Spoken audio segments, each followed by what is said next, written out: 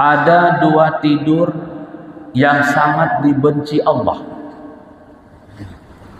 Na dua boh tengut punya bahasa Banyu bahasa Aceh yang sangat dibengih oleh Allah Subhanahu wa taala.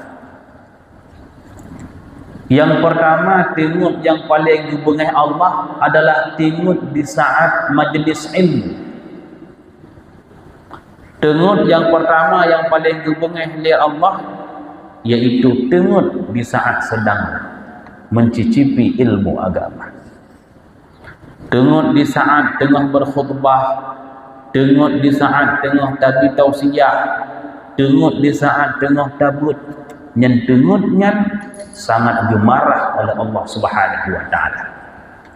Seandainya Allah marah, Allah sama seperti marah kita, tentu orang-orang yang tidur kata cok bagaki tamat tatik luar. Yang